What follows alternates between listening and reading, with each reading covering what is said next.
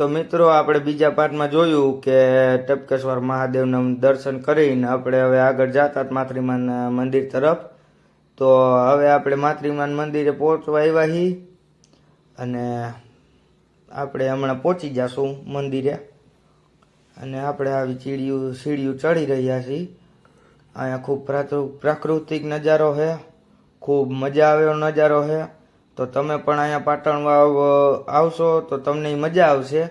અને હું તો કહું તમે અહીંયા આવજો જ, તમને બહુ મજા આવશે. હું કંઈ ખોટું નથી કહેતો કે અહીંયા આવો તમને મજા આવશે, તમને હાચકમાં મજા આવશે. તો તમે જોઈ શકો છો કે આ બધું કેવું નાનું નાનું લાગે છે, ખૂબ નેચરલ નજારો દેખાય છે. અને તમે જોયું ઓલી ભેખડે મોટી ઊંચી ભેખડ દેખાય છે, ત્યાં આપણે જવાના છીએ હમણાં. જો આ ભેખડ દેખાય ને અણીવારી, ત્યાં જવાના છીએ આપણે. જો ઓલું જીનકું આમ લાંબુ લાંબુ ગામ દેખાય એ આપણું ઉપલેટા છે. બાજુમાં નાના નાના ગામડા છે.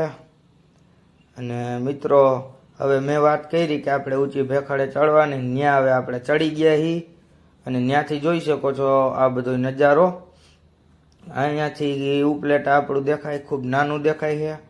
અને અહીંયા બધાના મોટા મોટા ખેતર હોય એ પણ અહીં નાના દેખાય. આ જોવો મિત્રો મસ્ત તળાવ દેખાય છે. અને આ ખેતરોનો સીન જોઈ તો એમ લાગે છે કે આપણે ગૂગલ મેપમાંથી જોઈએ એવો મસ્ત નજારો આવે છે, એવો વ્યૂ મસ્ત આવે છે. અને ખૂબ સૌંદર્યજનક, પ્રાકૃતિક અને નેચરલ મસ્ત એવો નજારો આવે છે. તો તમે પણ અહીંયા આવજો, તમને મજા આવશે.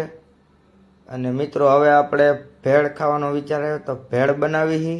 અને એ પણ આપણે ઊંચી ટેકરીએ, પાટણ વાવની ઊંચામાં ઊંચી ટેકરીએ જઈને આપણે ઓસમ ડુંગરની ઊંચી ટેકરીએ જઈને ભેળ બનાવી. ભાઈ આપણો કાગરિયા બધા ભેરા કરે છે, કારણ કે આપણે પ્રકૃતિને નુકસાન પોગે એવું કંઈ કરવું થતું નથી. તો મિત્રો આપણે હવે ભેળ બની ગઈ છે ને આપણે હવે ચાપટવા માંડ્યા છીએ. અહીંયા કોઈ ભેળ નહીં કરી, આપણે કરી. તો મિત્રો પાટણ વાવના ઓસમ ડુંગરે ઊંચા ટેકરા ઉપર બેહીન ભેળ ખાઈ. તમારે ભેળ ખાવી હોય તો હાલો. હવે મિત્રો આપણે ભેળ ખાઈને નીચે ઉતરી ગયા છે ને આવડા બધાને કંઈક નવીન જ શોખ જાગ્યો છે. એને એમ કહેવાય કે વાંદરાને ઝાડવામાં ચડવાનું મન થાય, એમ આવડા બધાને વાંદરાની ગોળમ ઝાડવામાં ચડવાનું મન થયું હોય તો બધા છેડ્યા. આપણે કંઈ એવું બધું હે નહીં ઝાડવામાં ચડવાનું. હવે આપણા બેની માથે ચડે છે, જોઈ કે એને એમ કે મજા આવે. અહીંયા બધા વાંદરા માથે ચડ્યા. તો મિત્રો આપણે ઝાડવે ઉતરીને હવે આગળ વધી. તો મિત્રો આ કેળી રહી ને એ ખૂબ આડી અવડી અડચણ વાળી ને કાંટા વાળી ને ઝાડિયું વાળી છે. પણ આપણે એમાં હાલવું, આપણે એડવેન્ચર કેને કહેવાય, આપણે એ એડવેન્ચર કરવું છે. તો આપણે એ હાવ કાંટાવાળી ને એવી કેળીઓમાં હાલવા જાય નીકળાય. તમે જોઈ શકો બહુ કાંટાવાળું ને એવું છે. આલી સાઈડ ખાડો છે ને એવું બધું છે.